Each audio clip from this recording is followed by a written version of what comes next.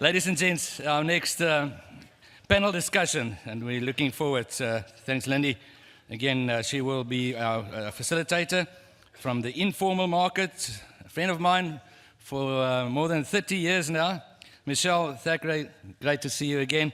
And then from the Cape Town market, our trader there, and interesting to hear from him again. Sulaiman, Petersen, also from the growers. We have Oupa, Tshabalala, and from Pepsico. Now, our sponsor is Pepsico today, and it's great also to welcome Gareth Haarhoff. He is the General Manager for Snacks category, Pepsico SA. Let's give them a warm applause. Thank you. Good morning and welcome back. So we're dealing with the customer segment in this panel discussion, so that leaves us with really only one question. What does the consumer want in a potato? So if you can all give us a quick answer, then we can call it a day and get going. No? Okay. All right. Gareth, you represent PepsiCo, so you have the processing market. Michele, you are representing the Kasi market. And I'd like us to call it the main market. Let's call it the main market. Okay. Sulaiman, you are representing the informal traders in the Western Cape section. So I've got one question that I want to kick the conversation up for all three of you. And that is, looking at your specific market segment, what are the main attributes sought in a potato by that consumer? And then specifically, I'm looking at size, color, or variety. Michele. Okay. So from my point of view, and hello everybody, and it's nice to see all the farmers, and some of you I know, some of you I don't. Thanks for the opportunity to join you guys. I think what's important to understand in the main market, and I am calling it that for a specific reason, because it does equate for probably 60, 70, 80% of the market, depending on which province you're in. From my perspective, it's split between in-home consumption and then the Kasi course market, which is kind of like your fast food market. And I know a lot of the speakers have alluded to the fact of the size of this market. But if you think about just the Kasi course market, there are 50,000 Kasi course outlets or fast food outlets at a value of 90 billion rand. And in 98% of that, they are selling potatoes. There are also 500,000 hawkers, and 50% of those are selling fruit and veg. So in terms of what are we looking for, as I said, split between in-home and Kasi course. In-home, you're typically using something like a sashebo, or you're looking at mashed potatoes, or your occasion-based, which is things like your 7 colors for a potato salad, your weddings, funerals, things like that. And the Kasi course is not just a quarter or a spatlo or a Gatsby. You've got burger joints, you've got cheesy chips, you've also got damaplaties, which you're selling out there, as well as the caravans. So to answer your question directly, from a size perspective, the Kasi course outlets are looking for large because it goes further. Your medium-sized potatoes are generally what's being utilized in home. And then the small potatoes, interestingly enough, not popular. There are two things. The first of all, if you are married to an African gentleman, chopping and cutting is something, it's a love language. So anything that's convenient for you is actually not showing my love. So, with the small potato doesn't require too much chopping and cutting, so it's not as popular, and there's a perception around taste. In terms of the color, we're looking very much at Woolworths. When I call it clean, it's got to be free of soil, very white, shiny, kind of like that polished look. And I think there's an opportunity for us to educate around the lifespan of unwashed potatoes as well, but that's really what people are looking for from a color perspective.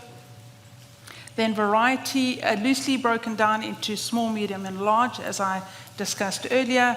And I think there's a huge opportunity for us to actually discuss around potato types, what they're best suited for, and what meal occasion they can be suited for. And then taste, I think, other than the small potato, the taste really is how the end consumer is using it, and how the Kasi course is preparing it. Is there any knowledge surrounding specific varieties to the point where they are asking for a specific variety? So if you're looking at the individual who's purchasing directly from the market, they know exactly what they're looking for, and they'll tell you this is what is for the fast food outlets, and they're looking for in-home consumption. So when the trader's purchasing from the market, yes, there is a lot of knowledge. The consumer, however, needs to be educated in this regard. They're looking at size, they're looking at color, and they're looking at whether it feels good. And what is the informal trader asking for? What is that cultivars that they are asking for? So it's the Mondial? Mondial. Yeah. That's right, yeah. Okay.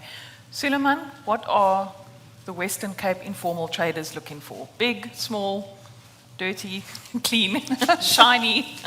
I'll say there's only a few factors that like sort of determines some of the customer profiles.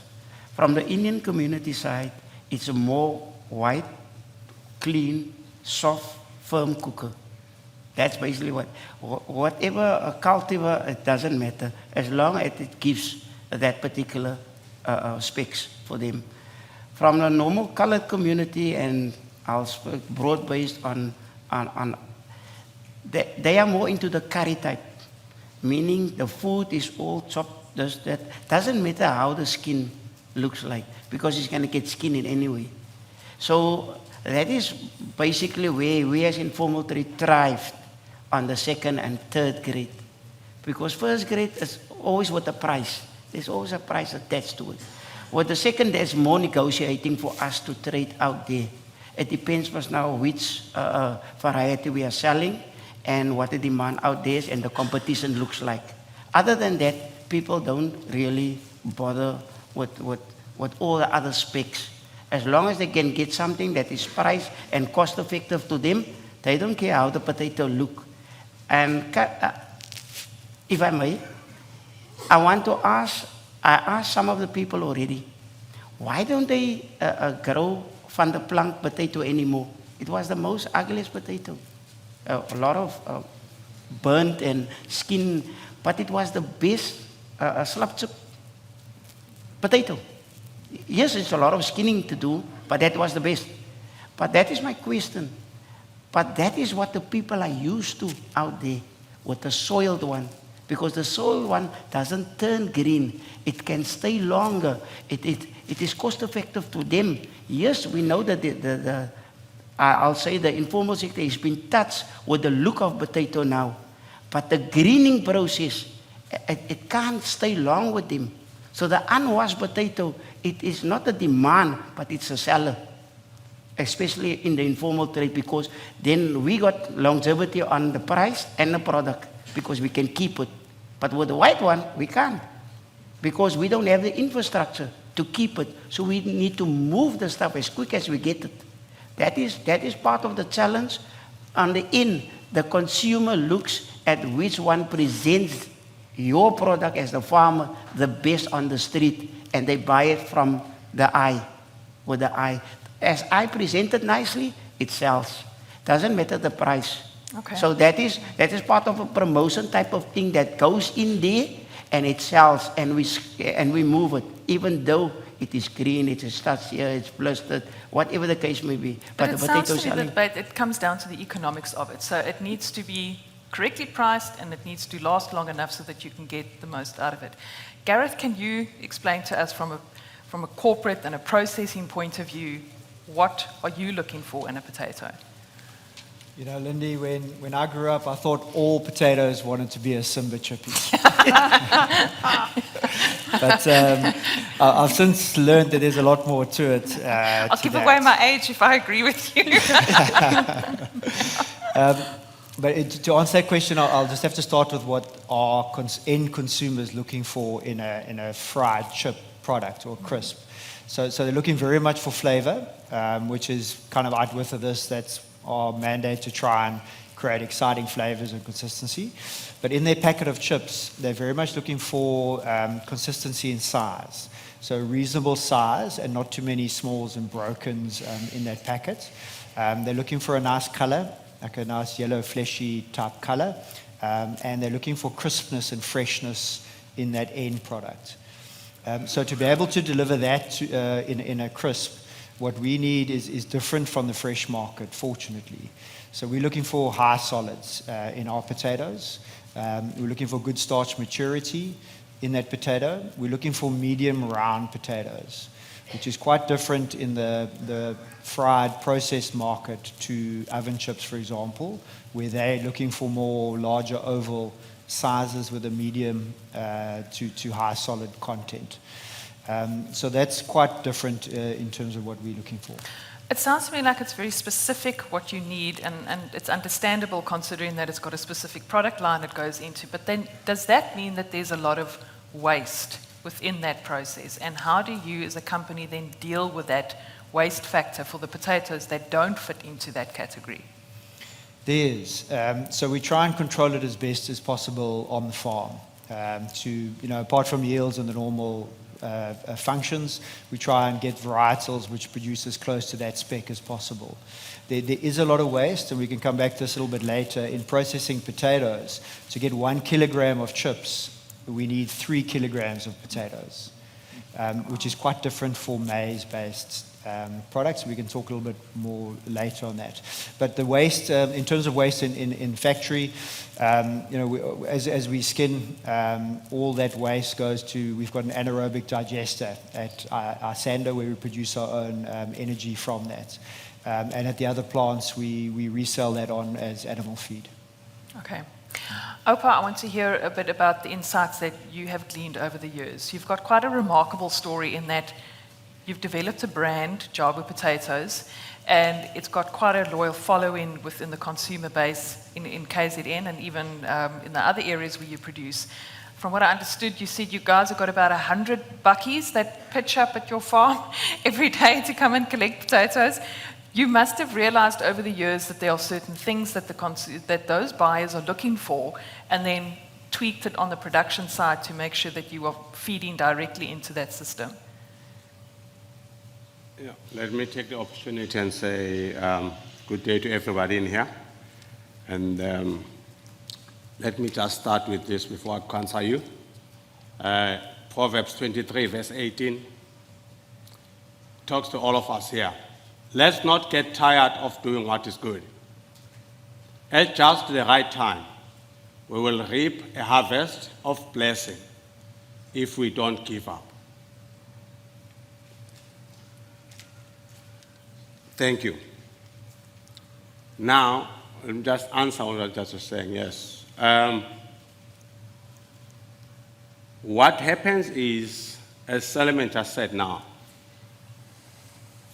we've been actually in this business of farming for many, many years. And over the years, and then people come, they keep on coming to buy. Because the problem comes is, it's not everybody that can afford to go to the market. And our goal or our aim as a company is actually to make a difference and to add value in whatever that we do. So now, how can we make a difference? We're farmers. We are takers. Now, we own the price. Now we have now to come up and say, how can we do better? How can we box better? That's why then we decided that, you know what, let's try to assist the people that wants to buy direct from the farm. They cannot go, they don't have access to go to the market and get, and they're getting it's expensive there anyway. So now when they come to the farm, and then it's actually cost effective for them. And as I was saying, it's on a day, we're actually saving, if you go there, you'll be shocked. It says 100 cars, from bakkies, trucks that comes and buy. And we have to accommodate them. And then, and the thing with them is easy, because now what it does, first of all is, these people, they buy. your potatoes that you say, like, reject, they will buy them, they will take them. Because they know how to sell them. You don't know, they know how to sell them. And these people, they will take any, as I say, that means we've got less potatoes that we throw away. Little, minimum, because everything gets sold. Because what is it that we cannot send to the market? And then what we do is then we're developing another, like we made like cabbage bags, then we put potato bags in. Why do that? Because now you've got the bags, the potatoes, because you know the potato is washed. When you put it in a bag, what it does? It gets wet. So now when you put it on a cabbage bag, which is open, and then they're still gonna buy it. And then, you know, it's worth it. So actually it's working unbelievably. So it sounds like you guys have managed to really understand the consumer and to cater to the consumer, or at least the buyer in your case, so that you really get rid of every last potato that you have. I mean, what kind of, because it's quite a tricky thing if you've got a whole spread of potatoes to push that into the market. What kind of innovations have you put in place to make sure that you shift all of those potatoes? Okay. The first thing that is important here is when growing your potato should last longer. That's the time. Then that means, and we do that, because what we do is we test all the time ourselves. Because as a farmer, most of farmers will agree with me here, that the important things is three things that are important as a farmer. You need to test, measure, and balance all the time. You need to do that. So now, what then that means is, on the side of your potatoes, now your clients, what we send out is our potatoes. That's the way we market them. Our potatoes are, first of all, nutritional based. Number one. Number two, they're affordable. Number three, they will last longer. In other words, when a client buys a potato from Jabu, or Jabu potato, you will eat to the last. You're not going to throw anything away. That's important. And that now, the customer now, they've developed to that, and to understand that they will say, we want Jabu. Because they know that what is inside that bag, the count is right, your weight is right, and you're not going to throw out. It's exactly what you pay for. So that's getting back to what Sulaiman's point was. The consumer wants value for money. Yes. The price must be right and the quality must be right so that they get as much out of that as possible. Michele, I want to find out from you, the Kasi economy. How big a role does marketing play? Do you think marketing has the ability in a market like that to push more product, or is it only price that's going to ensure that more potatoes are eaten in that market? So I think price is important, but I think that we've got a huge education job to do. I think in fact I know that the perceptions around potatoes being fattening, we don't understand the nutritional benefits. We're very involved with the Department of Basic Education, and one of the key things that we're wanting to do is obviously get, and I think it was alluded to in a previous speaker, get this onto the school feeding schemes. So it's about marketing, and why I mentioned school feeding schemes is because in these school feeding schemes you've got vegetable gardens as well. And it's up to us to actually start marketing the involvement of the learners and the kids in planting potatoes in these school feeding schemes, in these vegetable gardens. And how do we then do a sort of what I call a through-the-line link of how do we link the school vegetable garden to the farmer in the region. And how do we then, there was a gentleman yesterday who was saying, how do we start educating the kids? So there's an entire little ecosystem that is involved there, which talks not only just to marketing, but also to about education, talk about awareness, and talk about driving home how important potatoes are. And I mean, we all know it's the king of meals, right? So without a potato, it's not a meal. Whose job is it to do that marketing? I think, I think Potato South Africa has got a role to play in it, but I also think there's an opportunity to create a kind of a playbook so that we can share it with the farmers and also get farmers involved. And I think there's also a role that government needs to play in this as well. So I think it's very much a sort of a tripartite alliance, without sounding like our new government, but very much something that all stakeholders need to get around the table and actually start discussing.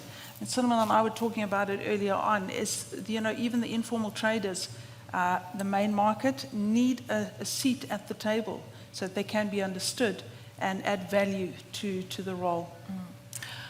Jaco, you've got a front row seat to market dynamics every single morning at 5 o'clock. What have you seen influences potato sales? Are there factors in the market that makes the influence? Have you seen these campaigns that come, marketing campaigns that come in where suddenly there's a push for potatoes, or are we just back down to price? No, I think it's all of the above, and I think we always want to develop, want to go and look for new buyers and more buyers for producers' product. So we'll have to make a turn at the farm. Maybe we can meet some new buyers. But that's a part of the process that I think influences the sale of potatoes, is that we've got to have a diverse group of buyers and not necessarily be only focusing on the large buyers. We need to understand that we need to serve the smaller buyer as well as we serve the larger buyers. And that you are not beholden to larger buyers and then suddenly you get into trouble when there's a flush of potatoes and you have not done your job to serve the smaller buyers on the market. And I think there's a lesson to be learned there. And if we don't step up and serve those buyers, they'll find different avenues. So for me, we've got to absolutely make sure that we deliver the best service for those buyers on behalf of our growers. Is there a big difference between what those two markets want? There is a difference, but I don't think that drives the dynamic. I think Sulaiman said it well, there's space in the second and third grades. You've got to have the balance on your floor. You've got to have the support of the growers and the brands that understand that you've got to have that balance on your floor and not just a pre-packed quality potato or specific sizing or specific areas. Yes, there's different areas that are in, but you need to have the spread on your floor to be able to attract that buyer base and then to be able to service them properly. Do you think farmers are providing the market what they want? Are we in a situation where farmers are producing and the consumer just has to take whatever there is? And is that the right way? Or should we get into a position where we start understanding what the consumer wants and reverse it, produce in that way? Well, I think our producers are extremely astute. I believe they know what the consumer wants. The question is the economics behind it that needs to make sense to be able to be profitable at farm level. And I think then to think about innovative ways in terms of different varieties, etc. But it all takes time, and you've got to develop those markets. And sometimes that's where we don't have enough patience to develop those markets and to try out new things, where we just in a production mode and we've got the volumes or the yields, but we don't spend enough time to test new varieties or to test new packagings, etc. We get impatient with it, and then we potentially lose out on where the market is shifting to in the future. Okay. Gareth, I want to ask you a similar question in terms of marketing and the role that plays in pushing more production. And then also in terms of planting what the consumer wants, and if we're getting that mix right in South Africa. Because ultimately the goal is to push people to eat more potatoes. So how do we make it more attractive for them? If I can just weigh in on the previous question around marketing of potatoes, I think we must take into context that other staple food brands are actively marketing in the space, complementary products. So White Star maize meal, Sasco bread, Speco and Tastic rice, etc. So there's a lot happening in packaged goods, staple foods that may not be happening in potatoes now because that lack of a branded type product. So some of the things you're talking about, I think it is a great question that you asked, and something for the potato industry to consider, how to positively portray potatoes as a wonderful staple food source of nutrition, as opposed to all these other staple food choices that consumers have all the time. I mean, Michele will tell you how everything's available everywhere. So just a way in there. Jumping over to your question, look, we're very excited about where snacking's going. If you look at what's happened in the snacking globally, for the last 5 years, it's grown about 25%. Growth in the snacking occasion, and it's typically by people are living faster lifestyles, they're on the go, they don't have traditional breakfasts as much as before. So snacking in general is growing. Savory snacks, where potato chips fits in, is growing faster than that, 35% globally. And in South Africa, that number is 45%. Oh. So South Africa's snacking industry is doing well, growing, and potato chips also 45. So we've got natural momentum in snacking, which we're very excited about.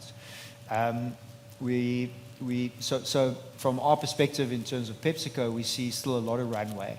If you look at per capita consumption in South Africa versus developed markets and even emerging markets like Mexico, like Turkey, Egypt, we're still behind where other markets are in terms of snacking consumption per capita. So we still see a lot of runway for growth and more growth coming in our requirement for potatoes for snacking. The challenges I think we face, or potato chips face in snacking, is that potato chips this year in particular is not growing as fast as maize-based chips. So knickknacks in our case, and tortilla chips like Doritos are growing double digits. And potato chips this year is flat. So we're not seeing the growth in the short term. Is that because of the price economics? In the main. So because of the inflation that we've seen on, kg of or a ton of potatoes versus a ton of maize, yellow maize is a lot cheaper. Well, it's about 1,000 rand a ton cheaper at the moment. And you only need like 0.9 of 900 grams to make 1 kilogram of knickknacks, because the maize actually absorbs water in the production process, where you need 3 kilograms of potatoes to make 1 kilogram of Simba. So that dynamic always weighs against potatoes for the end consumers paying more for their Simba and Lays as opposed to knickknacks and other extrudes. So that's a constant dynamic which we try to manage. There is more value in potato chips. So the flavors and the excitement and whatnot that comes with potato chips is really important to keep pushing the industry. So for example, this week we launched Simba KFC. So if you put KFC taste on a Simba chip, we think we've got a winner there. So that kind of excitement for consumers is really important, that we bring innovation, we bring excitement to make sure the potato chips continues to be seen as a superior snack or great value for money, even at a slightly higher price point. Yeah, it's interesting the importance of a brand then. I mean, a brand, you can have a spicy chicken or a fried chicken flavor, and it's probably not going to sell nearly as well as a KFC flavor, because it's the brand behind it that you know exactly what you're getting. But I want to touch on the health aspect. We know the snacking segment is growing, but the consciousness about health and what you're eating is also growing. And potato chips aren't really up there on my way less schedule of foods to eat. You're thinking of a nice way to say that. So, what is PepsiCo's thoughts around getting potatoes into a healthy snack? I mean, what are our options there? Is there a lot of room to grow in that regard? There is, and for sure, if you're buying potatoes directly from Oupa and boiling it at home, it's much healthier. So yes, it's an issue. The two main considerations there is sodium reduction, so less salt, as well as less oil. And World Health Organization has set out parameters and standards for globally for people to comply with, and PepsiCo, in our case, has adopted those and more. And we're seeing that from most manufacturers are adopting that. So what we're doing is reducing salt in all our flavorings, and that work is largely underway. I think 95% of our portfolio are already at WHO guidelines, so there's less salt in fried chips. And then we're converting now to healthy oils. So Lay's will do that next year, where we move to a palm and a vegetable-based oils, which is more expensive. That's the challenge, to produce fried chips in that way. But we're starting that journey and reducing both of those. So those are consumer headwinds. The extent that there are headwinds in South Africa, we're not entirely convinced. There is certainly high LSMs, that's a focus area. But if you look at the growth of extrudes, there's less of a concern at this moment in time on those two. But we're getting ahead of the consumer because we do believe that will become major issues in the future. Just as an interesting point, and I don't know if you've actually got that information on hand, but is the consumption of potato chips increasing globally? Yes. Okay. Yeah. I mean, last year, 6% growth globally on potato chips. And the forecast going forward, more growth?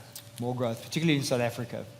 We think the second half will get about 8% growth on our potato chips portfolio. We've had 0 to date because of innovation and because of supply challenges that we had at the end of last year.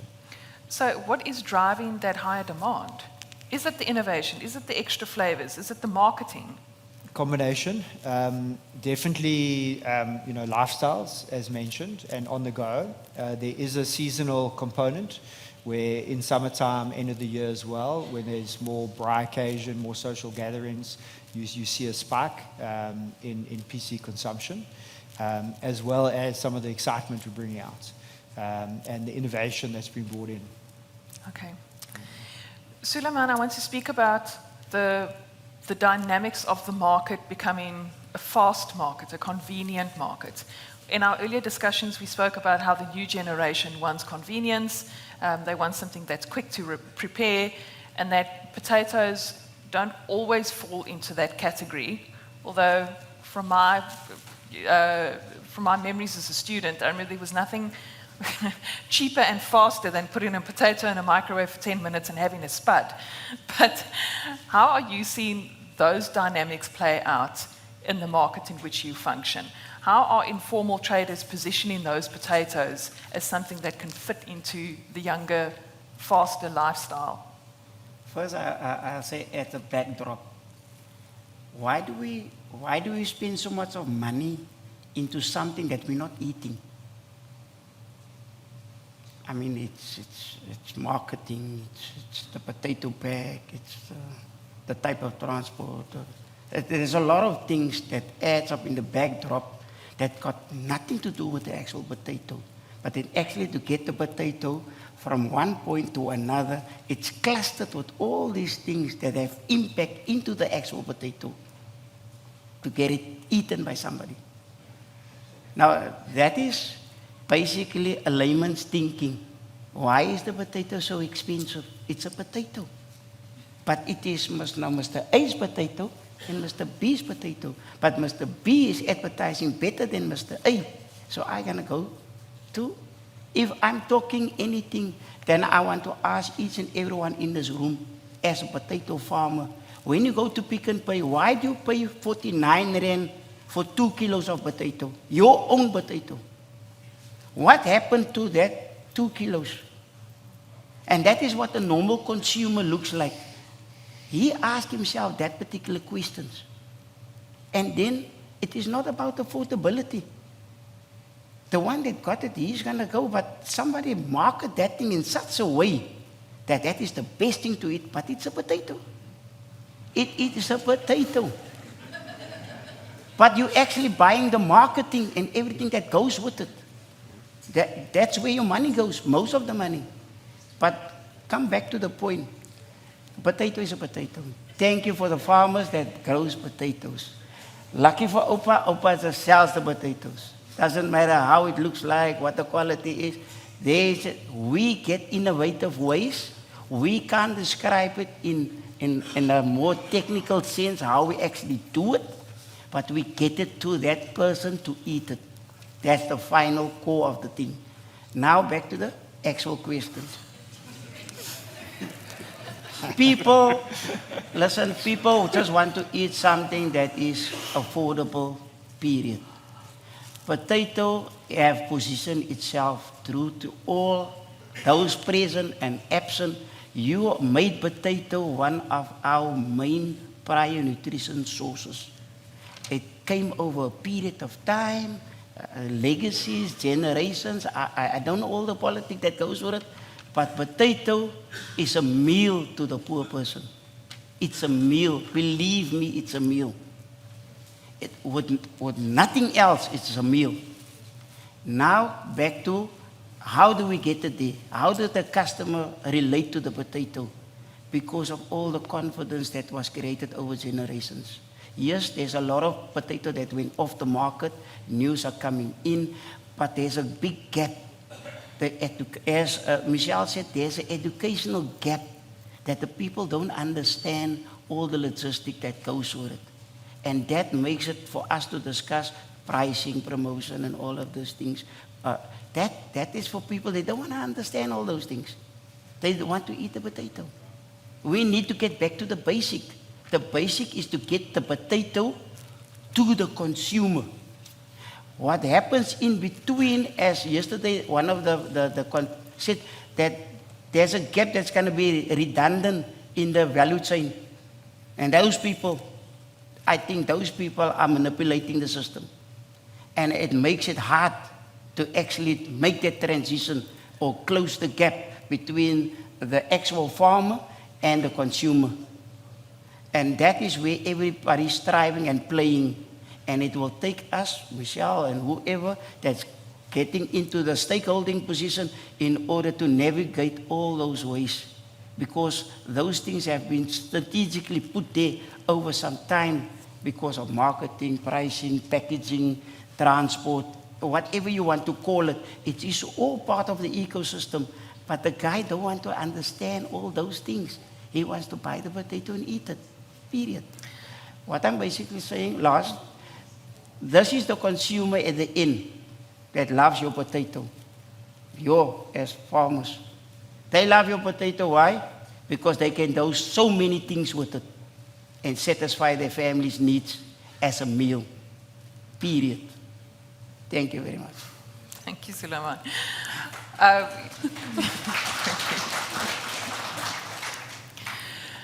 Well, Oupa, it sounds to me like you guys have already addressed a lot of the challenges that Sulaiman has spoken to. sorry, am I? It sounds like you've already addressed a lot of the challenges that Sulaiman has spoken about Yes. in terms of making the supply chain shorter, going directly to the market.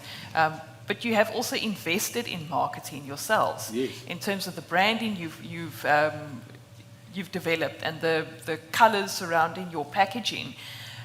Marketing does play a role at the end of the day. Because you're competing, if you're the guy that's not marketing and everybody else is marketing, then you are surely, it's an out of sight, out of mind thing. So how have you seen marketing transform your business? That is the same as Sulaiman himself. There's potatoes that he sells to who? There's people that knows him for selling those potatoes. To say Sulaiman will come that way or will be at that stand or whatever. That's how, that's marketing on its own. Because those people, they have to know and to trust what Sulaiman is bringing and buying it from him. It's the same thing. So it's brand and trust and It's relationship. the same thing. It's the same thing. Because at the end of the day, we need, I like what Michele, you just put it, you said, people need to understand potatoes, a potato, or just potatoes, it's actually king of meal. Any meal without a potato is not a meal. You like it or not? That's it. Whether it's a chips, whether it's a smash, whatever. So a meal without a potato is not a meal. So on its own, that's what I was talking to someone yesterday, somebody about. He says, why can't we sell potatoes like fat cakes and all? They're already selling as fat cakes. The same thing. Because that's what people want and that's what people knows.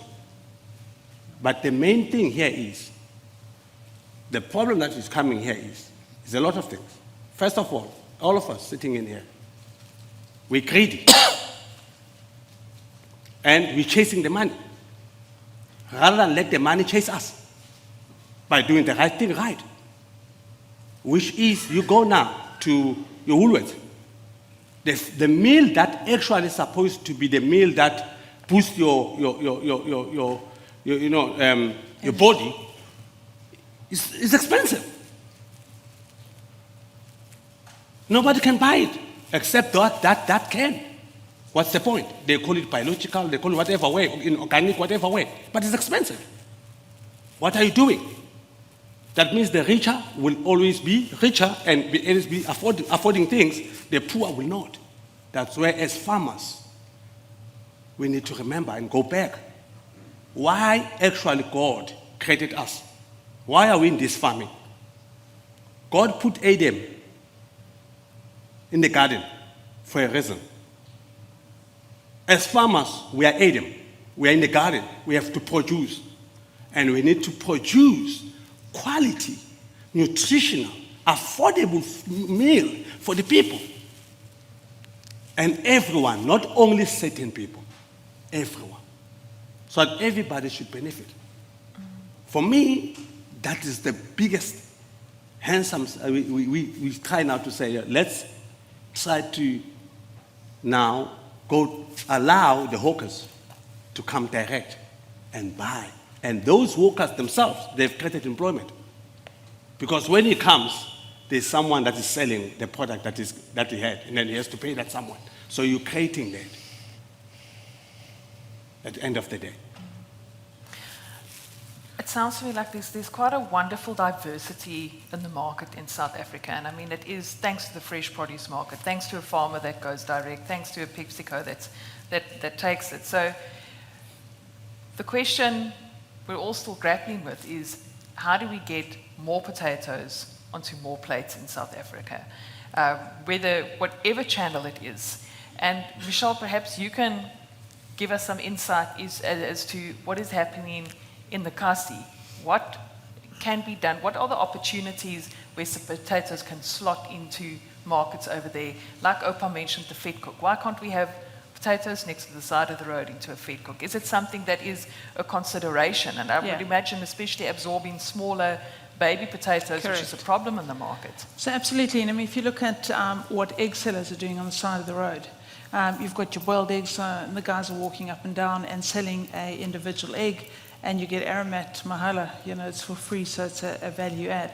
So I think there is an opportunity, and we're chatting to Willie and Dirk about that, is how do we expand the value proposition of potatoes, and what kind of occasions can we be looking at? And I think the important thing is that we start talking to the youth, because they are our future consumers. And what is really important is, and excuse me at this sounding a bit like Donald Trump, is how do we actually make potatoes great again? Very much at a sort of 18 to 24-year-old level. And what we've got to do is, it's about education, but it's about looking at how we can consume potatoes in a different way amongst the youth environment, and actually handing out recipes, getting ourselves onto TikTok, getting ourselves onto social media, and creating hype around potatoes. Because if you look at it, you've got a Kasi Kosa outlet, and they're selling a kota, Mark's Bunny Chow in Orlando Venlo in Soweto, is selling 90 bags or using 90 bags of potatoes a day.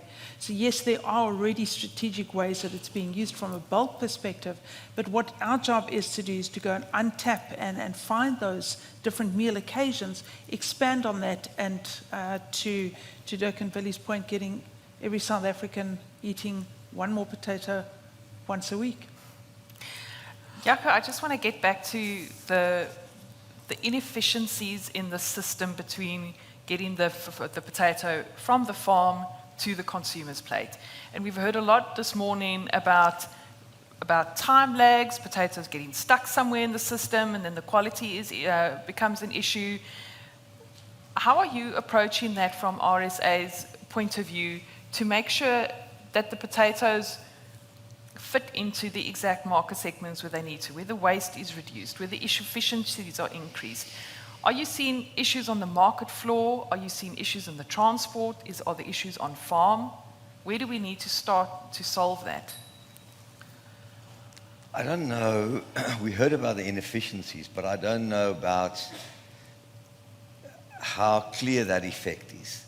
Because every single morning when we wake up, there's potatoes on the market. Farmers solve the problem. It's part of their job to get product to market. So they solve it. Whatever hurdles they might get, they solve it. Yes, over time, that cost filters through to the supply and demand process and the price discovery process. It gets costed in. Every time that fuel costs rise, it filters back into the price of the product. So I think from a market perspective or an aggregation point perspective or a DC perspective, it's about understanding your customer's customer, which is the buyers, and making sure that farmers receive that information in terms of product. I also think producer branding is underestimated in this space. So yes, I hear Sulaiman, a potato is a potato is a potato, but as soon as you connect a brand to it, it ceases to become a commodity. And in terms of that, producers compete with each other. That competition generally means that you'll have a more nutritious, better potato for the consumer over time because they compete with each other. It's a highly competitive environment.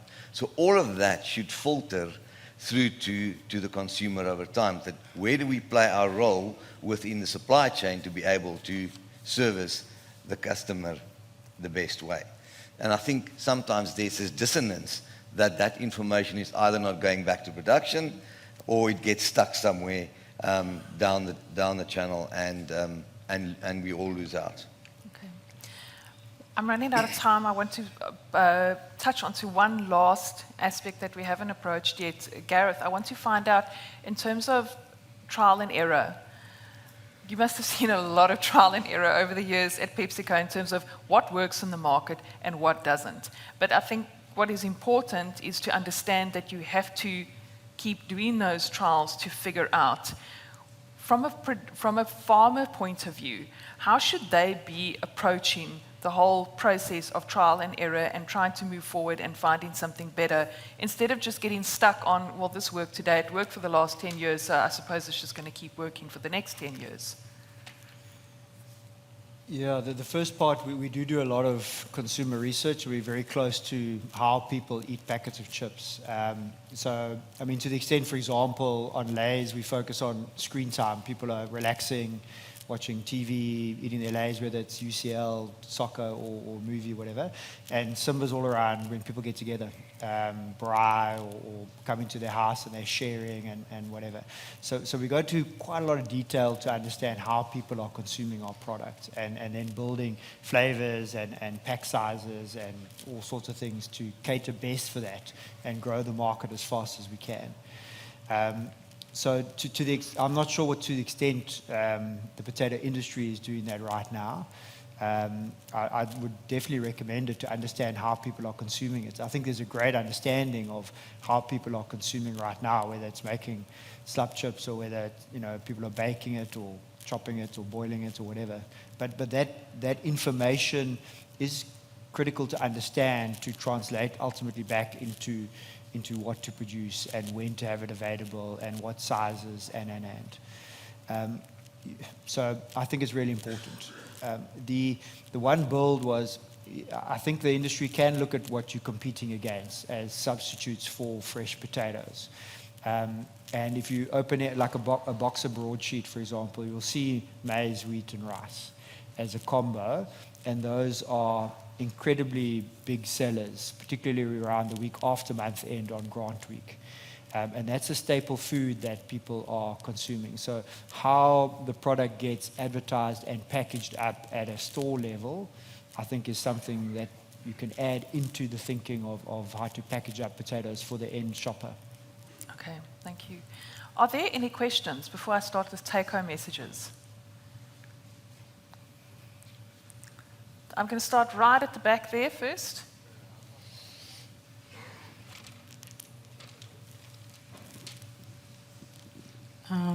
Good afternoon. Stand up, okay. Okay, I think this one is for Michele. For me, I've heard a lot about what type of potatoes the consumers are looking for, and it seems they just want potatoes. And in the potato industry, there's a lot of money that goes into actually producing the potatoes. This is just a question that you don't have to answer it, but is it necessary for us to put as much money in it if at the end of the day, I think I was privileged to one of the excursion trip that Michele prepared for us, where we saw that even the lowest class potatoes are fetching the highest price there. Perhaps now the question we should ask ourselves is it necessary for us to overcapitalize potato production? Where else, I think like the earlier discussion, Sieta mentioned, the majority of the consumers are in what is being called informal economy. And what they are looking for, it's not the white, flashy, it's mainly got to do with size. So perhaps we should rethink that. Thank you. So I think for me, and thank you for joining us on that session out in Tembisa, it was great fun. I think for me the importance is of what is the right potato for the right meal occasion. So how do we educate our consumer to get the best benefit out of potatoes for whatever they're using it for? So I think, to your point, potatoes get used from grade 1 all the way through to the throwaways. But I think there is definitely a need to assist with education to maximize which potato is the right potato for each meal. So I've got a question onto that. I'm not sure who over here is actually going to answer that, but I'm often faced with that where I see there's a potato bag and then it says, okay, this one's for frying and this one's for mash and this one's for boiling or whatever, and I think, well, I'm probably going to do all of these things in 1 week. So which bag do I buy? So you're probably going to default to the medium white potato. You're going to default to kind of what you know if you're looking for a multi-purpose. And I think there is an opportunity to actually showcase that there is a multi-purpose one as well, because you're not going to buy a particular bag just for slug chips and a particular bag just for mash, etc., etc. So there is a multi-purpose. And again, that talks back to the education that we're talking about. And I think that's really becoming critical, is for us to position potatoes as a brand. What is that brand? I know it's a category, but what does that brand actually mean? What does it stand for to a consumer? So does that mean, because it sounds to me then it would be a bit excessive to actually then have those different categories, and do the, like I think Oupa was saying, or Sulaiman was saying about the packaging and the branding for this one, and the packaging and the branding this one. How do you get those potatoes to the market that's got a multifunction, and I know I can buy this potato and I can use it for whatever? So remember, you've got different usage types. If you look at a quarter outlet, they're buying a specific type of potato, and they're using massive volumes. anything from 90 to 120 bags a day. And there's a specific potato that they're looking for. If you look at the hawkers who are sitting at the side of the road, they're selling to the end consumer. So ultimately, where is that going? It's not going to a slug chip because they just spike us on a Friday evening. That's kind of your takeaway. It's going into the day-to-day pot, which is part of your kind of sashebo. So you are going to have to look, and it becomes kind of a bit of a complex web, but you are going to have to start looking at what potato at which touch point is being utilized by that end consumer. So you've almost got to follow the potatoes types route to market. Does that make sense? Yeah, and to build on that, to stand one level back as well as the specifics about usage. Yes. To say, why are potatoes a better choice than rice or millipap? Is it healthier? How is it healthier? How is it more diverse? You can cook lots of different things with it, et cetera, et cetera. So that kind of a job, I think, would always be worthwhile to cement the heritage of potatoes that people have in their minds. Okay. And it's definitely a category job. Jaco, in terms of what you've seen on the market and the way in which potatoes are being delivered, do you think that they're being delivered in a way that can fully utilize that segment? Or are potatoes just coming in there in big bags and they're going to whichever market? Do you think there needs to be more focus in terms of packaging for specific product categories? Well, to solve your problem is don't go to the retail store and look at all, so you come to the market and buy a bag and come back tomorrow. It solves the problem in terms of, do I buy a chip potato, etc. It's there. But I think from a production perspective and a wholesale perspective, it should have economy of scale. And if you get digressed from that, you add cost to the system. Unless there's information coming from the main market that says, this is how we want it. But so far, farmers have done a pretty damn good job to be able to serve that market. I don't think anybody's done it better, but unless something drastically changes from that perspective, I think the farmers are doing a great job in terms of how they compete. I do think, though, that farmers can look at adding more value for those niche markets that they can, that's sustainable, and not have so many third parties interfere in that space and get their brands to the end consumer, because it disappears in the mainstream sometimes, where it becomes brandless, it becomes the retailer's brand. But the farmer took all the risk, and then suddenly the brand disappears. Where in the main market, those brands at times are kept alive, because that pocket of potatoes next to the road, or at the Kazi shop, or at the food stall, and that brand becomes home, and people start to trust it, and that message goes back. We want that brand that we're looking for. So that's where I think farmers can really start to. Yeah, if I can just jump in there in terms about trust. Yeah. Your trust it's an interesting dynamic, because you've got your fresh produce market who's then selling to what I call your tier 2, who's then distributing at the hawkers on the side of the road. So you've got, if you go to Tembisa or Soshanguve, Mapani, wherever, you've got 100 hawkers all sitting next to each other, side by side, all selling potatoes, all selling your robots, which are your green peppers, your onions, your chilies, your tomatoes, etc. But every single one of them have got their ecosystem of customers who come to them every single day. Why? Because they don't have the knowledge about what is being purchased at the market. So they're going to that particular individual every day because there's a trust and a relationship excuse me, that has been built with that particular individual. So that's what's so important, to actually ensure that through the value chain that you're actually talking to all the players along the way. I find one of my biggest frustrations is when I go into a supermarket and it's generic produce. It's under the supermarket's label. I've got no idea which farmer it is, and here and there where you do see the farmer's label and you get a feel for that, the quality that you're getting there, you know that's what you're going to buy next time. And I think the hawkers and the buyers from the market get that because they know who they're buying from, but the consumer doesn't really, and they've just got to buy whatever but does the end consumer actually care about what it is? If I've got my trusted Sulaiman who's actually buying on my behalf, he's my kind of go-to person, and he's the individual that we've ultimately got to talk to if you want to create these these brands within the potato farming environment.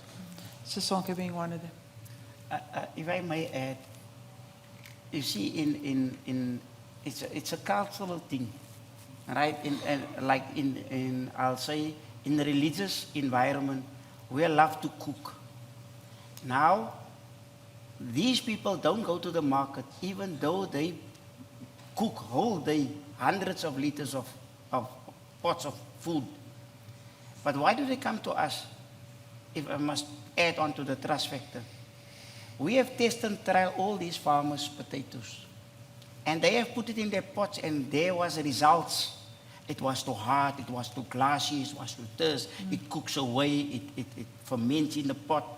Now they all come back to us and tell, okay, don't use that potato, use this one.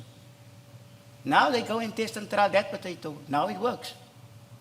And now we tell this guy, listen, this potato is better for you to fry, slapchips, because it is more solid, it's more this and that.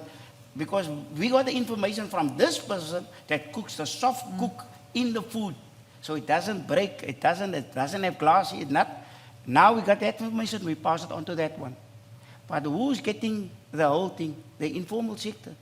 They will walk past all of them and say, you know what, I'm going to go buy, as you rightfully said, I'm going to buy by Oupa.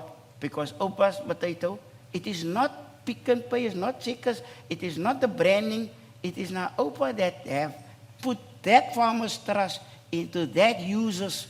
So that trust there doesn't get tempered now unless Oupa produce in the packaging of that farmer other man's potato in order to sell it. So you see what happens now? Because he takes out, maybe he bought a few bags of potatoes in the market that was a little bit wet. So what he got, he still got new bags from the common bags that you sell in the market. He packs it in there and he sells it. But he puts it back to the ones that's fast selling. You see that dishonesty sometimes within the informal sector also that get diluted into the natural consumer. And then that trust has been buggered. But we as the potato guys that comes and tell and honest and say, you know what you use it for? No, it's not going to work. That is going to like this. We relay the message. We're not marketing the farmer. We are selling the potato. But we want at the end you use it for the right use and you get the best benefit out of it. That's why some people say Mondial, Sephora, this. Now why? Because it's been now established that this is the trust we can put into the potato. And rightfully for the people with the bio thing and whatever and upgrade and make some absolute and bring the new cultivar into it's the trust. But somebody is doing it for you. The farmer's not doing it. The market is not doing it. I'm not saying Potato SA is not doing it, but it become their job to market it right. So in order to relay, to get that communication gap going, the education streamline, that the people know this is it. And then at the end of it, all of us as potato growers, I'm not a potato grower by the way, but all of you must also collaborate. It's healthy to have competition. It's nice because it makes it vibrant for us as the workers. If there's competition amongst you people, who's going to produce the best potato? But at the end of it, we're just selling your potato. And we're building the trust.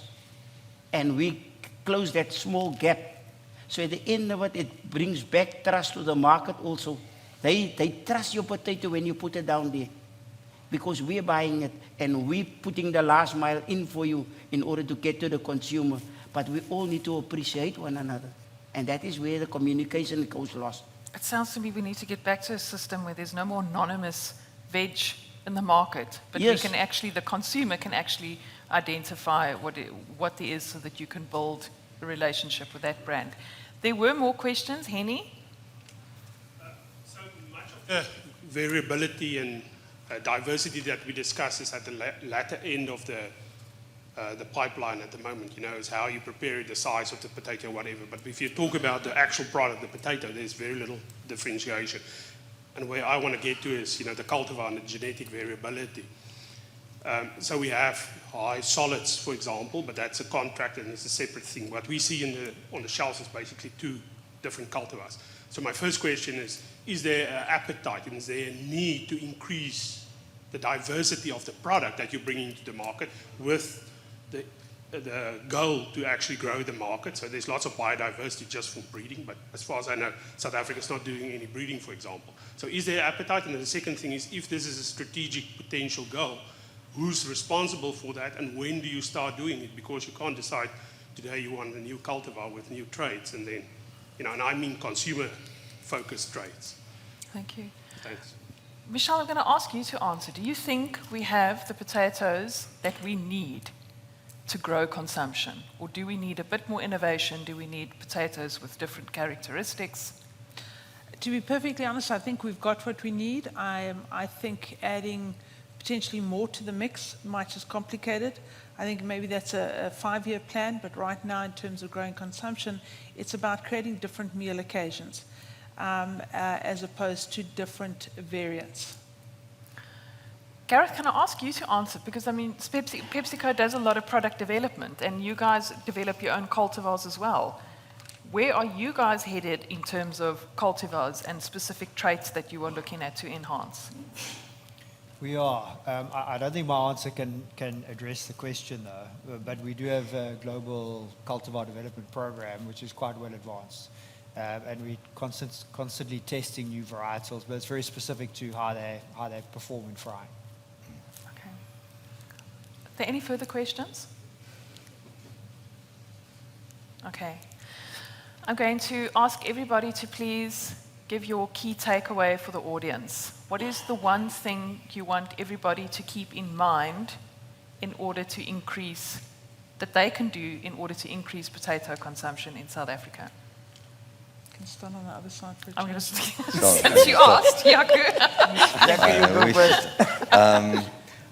I think we've got to think about our roles in the value chain, where we sit, and we've got to understand we can't be everything to everybody. So if we understand our roles within the value chain well, do our job better within those spaces, in the end we'll serve the consumer better. Thank you, well said. Gareth? If I can answer with 2, please. Yes. On the snacking side, we're very bullish about growth in snacking, and we've got a very well advanced agro program at PepsiCo led by Anthony Fulyun, and we'd encourage as many people to participate in that as possible. We bring a lot of science and a lot of focus there, so it will grow. The second thing I just want to concur, I think the potato industry can look at developing occasions, how often to eat potatoes, how to eat potatoes, how to cook them, how diverse they are, how good they are, and that way you'll extend consumption. Take a leaf out of how Tastic markets rice, and the different occasions, etc., etc. So look at those complementary staple food products and apply some of those learnings. Oupa? From my side is simple. Let's continue to what we're doing, feeding the nation, and most importantly, think of the people that are poor, that cannot afford. Always put them, whenever you think of those people that they also have to eat and they also have to find nutritional based and affordable food. Whenever you produce, you're there for a reason. You're not there to only enrich yourself. Think of others. Thank you. Sulaiman? I've got 2 things. First, thank you very much, all the potato farmers. Because you know what? If you must see the smiles of a meal of potato for a poor person, it is priceless. I first want to thank all of you for all the challenge that you go through to produce that potato. That is from me and from the informal sectors. Secondly, do what you do best. Do what you do best. Grow potatoes. Don't worry where it's going to end up. We're going to make sure in the pipeline it gets to the people. But you do what you do best. Thank you very much. Okay, I think for me, education is critical, just building on what Gareth said earlier.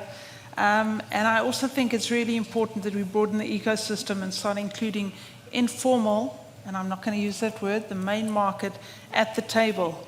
And part of the discussions that we have, adopt a farmer, adopt a school, adopt a trader kind of scenario. And yeah, in closing, let's make potatoes great again. Thank you very much to the panel. From what I'm hearing is there's unmistakable value in potatoes, especially in addressing food security. What is key is to keep the price as affordable as possible for the nation and also to increase consumption. But of course, we need to keep the farmers on the land as well. And then the other key aspect is, of course, marketing. We all know out of sight, out of mind. I think marketing, generic marketing to drive greater consumption is quite a task. It's quite an expensive task, but it is definitely something that needs to be done, because if we don't do it, potatoes are going to fall by the wayside. Silly example, the last week that I've been preparing for this conference, all the conversations we've had around potatoes, we've been eating a lot of potatoes at home. My husband can't believe his luck at getting roast potatoes so many times a week. But if it's constantly in your mind, it's constantly what you're thinking about, and there is certainly a potato for every occasion. Thank you. Thank you.